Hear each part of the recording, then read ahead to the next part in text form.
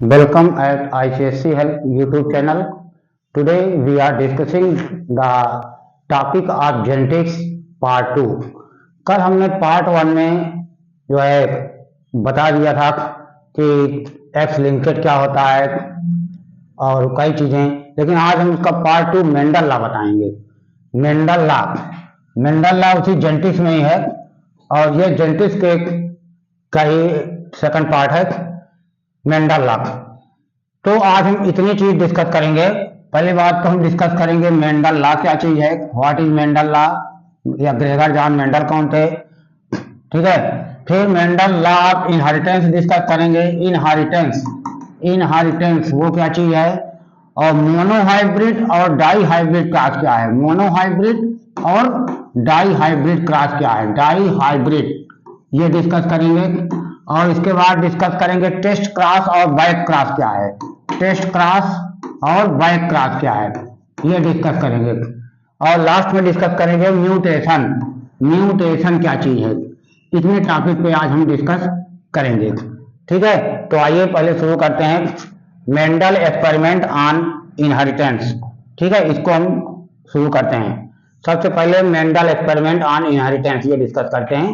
Mendel, Gregor John Mendel एक scientist है जो है बॉटनी थे।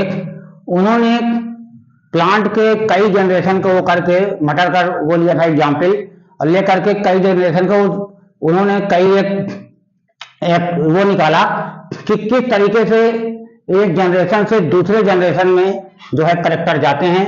और उन्होंने पी प्लांट पे जो है पूरा प्रैक्टिकल किया है और कई चीजें बताया है। इसमें उन्होंने क्या बताया है, एक प्रिंसिपल बताया है इनहेरिटेंस का, क्या कॉन्सेप्ट ऑफ डोमिनेंट और रिसेसिव ट्रेट, डोमिनेंट क्या होता है, रिसेसिव क्या होता है, सेग्रीगेशन ऑफ ट्रेट क्या होता है, ये बताया था पी प्लांट में करके कई वो किया था। तो सबसे पहले हम बात करते हैं डोमिनेंट और recessive trait. What is dominant और रिसेसिव ट्रेट, डोमिनेंट और रिसेसिव ट्रेट जानना है। सबसे पहले हम ये जानते हैं प्योर क्या होता है। देखिए मेंडल ने क्या किया है, सबसे पहले एक प्योर व्हाइट मटर का प्लांट लिया है। अच्छा, मटर का साइंटिफिक नेम पाइसम सैटाइवम है, मटर का साइंटिफिक नेम पाइसम सैटाइवम है, पाइसम सैटाइवम, पाइसम सैटाइवम, सैटाइवम ये साइंटिफिक नेम है। कभी कभी ये पूछ लेता है कि मटर का ही क्यों उसमें चूज किया और कोई प्लांट क्यों नहीं लिया। देखिए मटर एक ऐसा प्लांट है जो जल्दी से रेडी हो जाता है, ज्यादा से ज्यादा उसका 1 मंथ में तैयार हो जाता है। तो अगर और कोई प्लांट लेते तो पता लगा कि अपनी पूरी लाइफ में एक या दो जनरेशन देख पाता, तो इसको कई जनरेशन निकाल करके उन्होंने प्रैक्टिकल कर लिया, पहली चीज। दूसरी चीज ये है कि इसमें अल्टरनेट फार्म मिलता है। जैसे मान लो फ्लावर कलर है, 2 फार्म मिलते हैं, फ्लावर का शेप है, 2 तरह का मटर आता है, राउंड और रिंकल, ठीक है। तो इस तरह से कई अपोजिट आते हैं, जिसमें उन्होंने प्रैक्टिकल कराया और देखा कि अगर व्हाइट फ्लावर लेते हैं, प्योर व्हाइट, अब प्योर पिंक लेते हैं, प्योर क्या है, प्योर वो होता है कि मान लीजिए इसको इसका बड़ा हुआ, बड़ा होकर के सीड लगे, उगाया, फिर व्हाइट बना, फिर उसके सीड बने, फिर उगाया, फिर व्हाइट बना, यानी चाहे जितने जनरेशन उगाओ पैदा करो वो कलर चेंज नहीं होगा, तो प्योर है। और अगर कलर हर बार बच्चों में बदल जाता है तो प्योर नहीं है, इम्प्योर है, वो हाइब्रिड है। इस तरह से प्योर पिंक लिया और प्योर व्हाइट लिया। अब मान लीजिए ये मेल है और ये फीमेल है प्लांट, और इन दोनों के बीच में जब क्रॉस कराया तो उन्होंने देखा कि पहली जनरेशन में जो पैदा हुए मटर और उसको फिर वो के देखा तो पहली जनरेशन में केवल पिंक कलर शो हुआ, व्हाइट कलर शो नहीं हुआ। तो जो कलर शो हुआ उसको उन्होंने डोमिनेंट कहा, और जो कलर है अंदर दिखाई नहीं दे रहा उसको उन्होंने रिसेसिव कहा। तो ये पिंक कलर डोमिनेंट हो गया, डोमिनेंट, और जो नहीं शो हुआ उसको उन्होंने रिसेसिव कहा कि करेक्टर है लेकिन सप्रेस है, दबा हुआ है, दिखाई नहीं दे रहा है। ये हो गई दूसरी पीढ़ी, दूसरा जनरेशन। ये दूसरा जनरेशन है, सॉरी ये पहला जनरेशन है। अब अगर इन जनरेशन में जो मटर हुए हैं इनको आपस में फिर क्रॉस कराते हैं, मान लो ये मेल है और ये फीमेल है, तो चूंकि अभी हाइब्रिड है, प्योर तो है नहीं है, प्योर तो वो थे। अगर फिर से क्रॉस कराते हैं तो जब इनसे फिर जो मटर पैदा होता है उनको वो करके देखते हैं, उगा करके, तो देखते हैं कि 3 प्लांट पिंक होंगे और 1 प्लांट व्हाइट होता है। यानी कि अलग अलग हो गया। 3:1 में, 3:1 में अलग अलग हो गया। तो एक तरह से ये डोमिनेंट भी हुआ और ये रेशियो वाला ये भी आ गया। तो इस तरह से उन्होंने पहला वो बताया। अब इसके बाद हम आगे बात करते हैं सेग्रीगेशन ऑफ ट्रेड। सेग्रीगेशन माने यहाँ अलग हो गया, और जबकि पहला डोमिनेंट और रिसीव था, यहाँ से सेग्रीगेट हो गया, इसको बोलते हैं सेग्रीगेशन। अब देखिए सेग्रीगेशन ऑफ ट्रेड, उन्होंने बताया कि जो अभी रिसीव है, जो अभी रिसीव है, अभी पहले जनरेशन में दिखाई नहीं दिया, वो रीअपियर फिर से अपियर हो जाता है। हिडन हिडन रिसेसिव ट्रेड यानी करेक्टर जो अभी व्हाइट वाला नहीं दिखाई दे रहा था, रीअपियर फिर से रीअपियर हो गया इन सेकंड जनरेशन, दूसरी पीढ़ी में। इसको बोलते हैं सेग्रीगेशन ऑफ ट्रेड, ट्रेड फिर से अलग हो जाना। तीसरा लॉ है उनका law of independent assortment, Mendel का तीसरा लॉ है।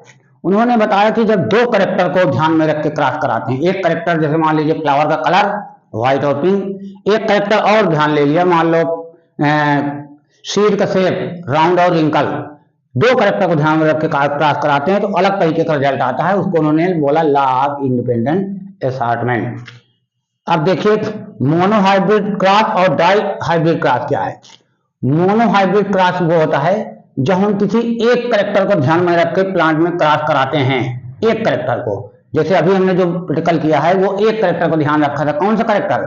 Colour of flower, colour of flower एक पिंक लिया था और एक व्हाइट लिया था, एक बात को ध्यान रख के क्रॉस कराएंगे किसी भी, तो वो मोनोहाइब्रिड क्रॉस था। जो अभी हमने एग्जाम्पल बताया था वो मोनोहाइब्रिड का था, मोनोहाइब्रिड। लेकिन अगर दो बात को, दो करेक्टर को ध्यान में रख के क्रॉस कराते हैं, मान लो शेप ऑफ द सीड ये राउंड शेप है और ये रिंकल है, झुर्रीदार है, रिंकल है, और प्लस एक करेक्टर और colour of the seed, colour ये येलो है और ये ग्रीन है, यानी दो बात को ध्यान में रखते हैं, एक नहीं दो बात। अब दो बात को ध्यान में रख करके क्रॉस कराते हैं तो उसको बोलते हैं डाई हाइब्रिड क्रॉस। ये डाई हाइब्रिड क्रॉस में देखिए ये प्योर राउंड भी है, येलो भी है, ये प्योर ग्रीन भी है, रिंकल भी है। क्रॉस कराएं तो पहली जनरेशन में इस तरह के मटर बने, पी बने सब, YYRR। अब अगर इसी को फिर से आपस में क्रॉस कराते हैं तब फिर किस तरह के वो आगे रिजल्ट आएगा, उसको देखिए इस तरह से आएगा। अगर इसी को YYRR ले लेते हैं तो या तो YR रहेगा या स्मॉल YR रहेगा, YR या YR, ये कैपिटल YR है। ध्यान दीजिएगा जो कैपिटल वाला होता है वो डोमिनेंट होता है, जो कैपिटल वाला होता है वो डोमिनेंट होता है, और जो स्मॉल वाला होता है वो रिसीव होता है। तो देखिए अब यहाँ पे कैपिटल Y कैपिटल R है तो राउंड और येलो है, ये राउंड और येलो है तो ये राउंड और येलो बना। ये देखिए यहाँ पे अब डोमिनेंट जीन है इसलिए येलो बना, राउंड बना, येलो और राउंड, क्योंकि राउंड यहाँ डोमिनेंट है, येलो और राउंड, ये भी येलो राउंड। लेकिन ये स्मॉल वाई, ये ग्रीन हो गया राउंड, ये वाई, ये येलो बने क्योंकि कैपिटल वाई है, और राउंड आर ये राउंड बनेगा। इस तरह से कराएंगे तो 9:, ये 9 राउंड और येलो 3, राउंड और ग्रीन 3, येलो और रिंकल 1, रिंकल और ग्रीन, इस तरह से बनेगा। केवल ये एक बनेगा क्योंकि ये वाई आर ये रिंकल और ग्रीन एक बनेगा। 9:3:3:1 में अलग हो जाएगा। ये इस तरह से है। अगर कंफ्यूजन हो तो इसको फिर से वीडियो पास करके देख लीजिएगा, थोड़ा सा ये कॉम्प्लिकेटेड है लेकिन आ जाएगा, इसमें कोई दिक्कत नहीं है। अब देखिए 3:1 यानी कि 3:1 पहली जनरेशन में होता है। टेस्ट क्रॉस और बैक क्रॉस क्या है? टेस्ट क्रॉस और बैक क्रॉस जो है, अगर मान लीजिए टेस्ट क्रॉस वो होता है जो अभी हम बताए थे कि जैसे एक टाल प्लांट लिया, टाल, और एक ड्वार्फ लिया, ठीक है, टी और स्मॉल टी, और इनके बीच में अगर क्रॉस कराते हैं तो टेस्ट क्रॉस है। टी पहले जनरेशन में सब जो है टाल होंगे, ये टेस्ट क्रॉस है, ये टेस्ट क्रॉस है। क्यों? क्योंकि ये कराएगा। अब बैक क्रॉस क्या है? अगर वापस ये जो जनरेशन बनी F1, अगर इस F1 से इसको कराते हैं, मान लीजिए टी से इसको क्रॉस कराते हैं, कैपिटल टी को पेरेंट में से किसी एक को, यानी चिल्ड्रन में से किसी पेरेंट के साथ क्रॉस कराते हैं, तब फिर उसको बैक क्रॉस बोलते हैं। ठीक है, टेस्ट क्रॉस और बैक क्रॉस है, कंफ्यूज मत होइएगा। अब हम बात करते हैं म्यूटेशन क्या चीज है। Sudden change in gene, sudden change in gene which is permanent and go generation to generation known as mutation. Gene में हुआ अचानक वह परिवर्तन, वह चेंज जो एक जनरेशन से दूसरे जनरेशन में यानी हेरिडिटी हो, उसको बोलते हैं म्यूटेशन। अचानक परिवर्तन हो जाए। फिर जैसे मान लो कोई इंसान है, अचानक 6 उंगली वाला बच्चा हो जाए और उसके भी 6 उंगली थे, उसके बच्चे में भी 6 उंगली हो जाए, तब वो म्यूटेशन है। लेकिन अगर उसमें 6 उंगली हो गया, उसके बच्चों में नहीं हुआ, तो वो म्यूटेशन नहीं है, वो एटमॉस्फेयर कोई और रीजन हो सकता है। म्यूटेशन माने कि जीन में चेंज हो जाए। जैसे जापान के हिरोशिमा में बम गिरा था रेडियो एक्टिव, अब उसके बच्चे लंगड़े हो गए, अब उनके बच्चे लंगड़े हो रहे हैं, उनके बच्चे लंगड़े हो रहे हैं, कई जनरेशन से लंगड़े हो रहे हैं, वो होता है mutation, sudden change in DNA sequence. इसके पीछे जैसे सिकल सेल एनीमिया, हाँ, हीमोग्लोबिन आरबीसी जो होता है गोला गोला होता है, लेकिन ये खांसी की तरह का शेप का हो जाता है सिकल। और एक होता है radio active radiation, radio active radiation, इसके कारण भी जो है रेडियो एक्टिव रेडिएशन के कारण भी जो है म्यूटेशन होता है, जीन में चेंज हो जाता है। ठीक है। और अगर तुमको इसके अलावा भी अगर इसका एक्सरसाइज करिए, एक्सरसाइज करने में कोई दिक्कत हो तो आप यहाँ पे देखिए, ये कंसाइज बायोलॉजी सोल्यूशन है, और ये कंसाइज बायोलॉजी है, और इसके अलावा सृजन, अगर सृजन है तो सृजन, इस तरह से करके अपना सॉल्व कर लीजिए। ठीक है। कोई दिक्कत हो तो कमेंट करिएगा। Thank you.